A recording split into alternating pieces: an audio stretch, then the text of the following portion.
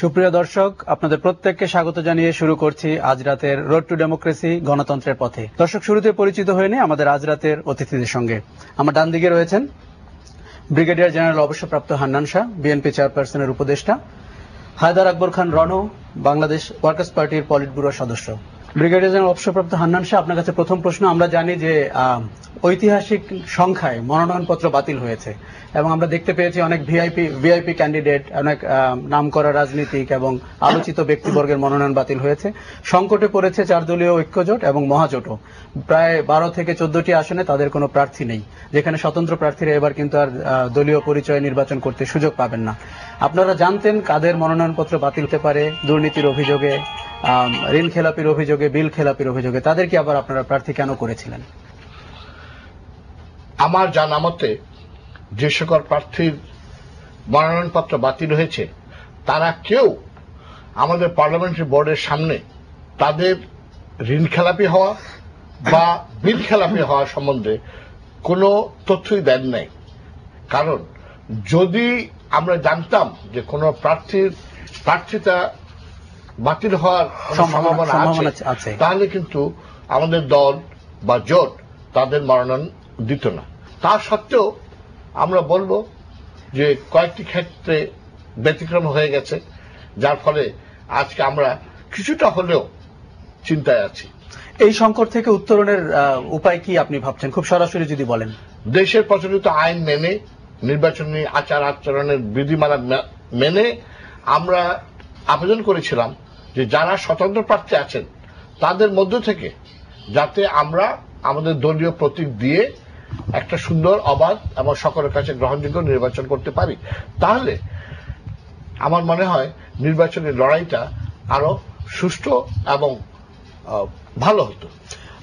সাংবাদিক হান্নান শাহের কাছে আমার জিজ্ঞাসা যে বিএনপি এত পুরাতন একটি দল এবং এতবার পার্লামেন্ট নির্বাচনে অংশ নিল, আপনাদের কাছে কেন একটি সুনির্দিষ্ট একটি তালিকা নেই কোন এলাকায় আপনাদের কোন লোকটি কি কাজ করছে বা কার কি অবস্থা? কেন পার্লামেন্টারি বোর্ডের সামনে এসে তার ভাষ্যের উপর আপনারা নির্ভর করছেন?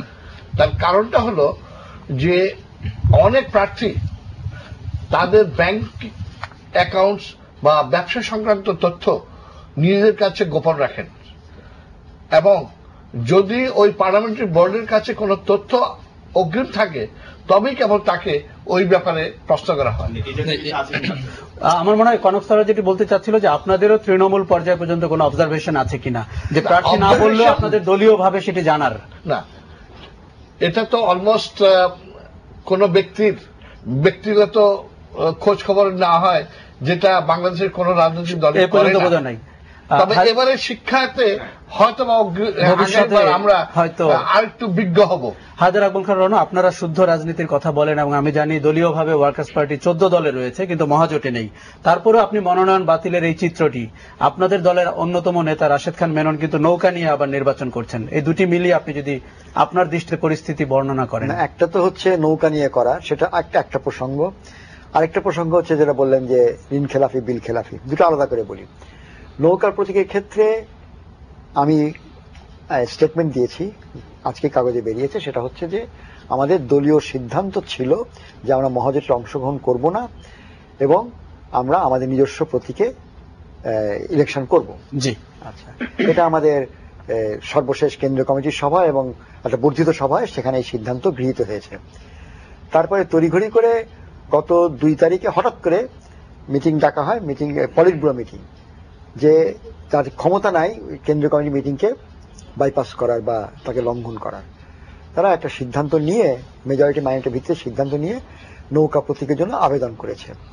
আমি যেটা বলেছি সেটা হচ্ছে আমাদের পার্টির গঠনতন্ত্র অনুযায়ী এবং আমাদের নীতির দিক থেকে এটা অবৈধ, এটা হতে পারে না। আমি আপিল করেছি, আবেদন করেছি যে আপনারা হাতুড়িতে ফিরে আসেন। আর যদি বলেন যে ইসের কথা, কি বলে ঋণ খেলাপি বিল খেলাপি বা যারা অভিযুক্ত বিভিন্নভাবে, আচ্ছা, এরকম কেস তো আমাদের পার্টিতে নাই, একেবারেই নাই। প্রিয় দর্শক, আমাদের রোড টু ডেমোক্রেসি গণতন্ত্রের পথের দলটি রাজশাহী এবং চাঁপাইনবাবগঞ্জের বেশ কয়েকটি আসনে ঘুরে বেরিয়েছেন, যারা জনমতের প্রতিফলন দেখতে চেয়েছেন। জনগণ কোন রাজনৈতিক দল সম্পর্কে কি ভাবছেন, কোন প্রার্থী সম্পর্কে কি ভাবছেন, চলুন দেখি সেই প্রতিবেদনটি। সামনেতে যে ভোট গুনে দেবে যাতে জঙ্গিবাদে যাতে না হয়, আর মানুষগুলো যেন সৎ হয়। আমাদের এমপিদের ব্যর্থতা। না ব্যর্থতা প্রার্থীকে আমরা তো ভোট দিব না, আমরা নতুন মুখ দেখতে যাচ্ছি। আমাদের বিভাগীয় শহর হিসাবে রাজশাহী অনেক পিছিয়ে আছে। আমরা চাচ্ছি এখানে যেমন শিক্ষা প্রতিষ্ঠান আছে, আমরা চাচ্ছি যেন এখানে সেরকম ভাবে কলকারখানা থাকে। আমরা ঢাকাতে যেতে চাচ্ছি না। পাইপ আসবে, গ্যাস আসবে না, বিদ্যুতের লাইন আসছে, কারেন্ট আসে নাই। দুর্নীতিবাদীদেরকে তো ভোট দেওয়া উচিত না। জনগণ অবশ্যই দুর্নীতিবাদীদের ভোট থেকে যেন তারা দূরে থাকে। যারা কাজ করবে তার আগে কাজ করতে দিতে হবে, বিরোধী দল সংসদে আসতে হবে, কথা বলতে হবে, এটাই হলো জনগণের কাম্য। অনেক কাজ হয়েছে বিএনপির আমলে। আওয়ামী লীগের লোক যে কোনো কাজ করেছে, আওয়ামী লীগের লোকই করেছে। কথায় কথায় যেন সংসদ না ছাড়ে, কি হলো জ্বালা পোড়ার হুমকি না দেখায়, এরকম একটা আশা করি তাদের কাছে। আমি মনে করি যে সরকার আমলে যারা এমপি ছিলেন তারা যথেষ্ট কাজ করেছে। আওয়ামী লীগ সরকার জিনিসপাতির দাম কম রেখেছে, সিদ্ধান্ত দিলে যে আগামীতে যে ভোট হবে নবম জাতীয় সংসদ নির্বাচন 29 ডিসেম্বর, আওয়ামী লীগকেই ভোট দেবো। এবার ওই প্রতিবেদনে একটি মন্তব্য ছিল যে রাজশাহীতে তারা নতুন প্রার্থী চাচ্ছিলেন, কিন্তু সাংবাদিক বন্ধু যেটি বলছিলেন যে আপনারা ব্যারিস্টার আমিনুল হকের পরিবর্তে তার ভাইকে দাঁড় করিয়েছেন, সেটি কি নতুন প্রার্থী হয়েছে?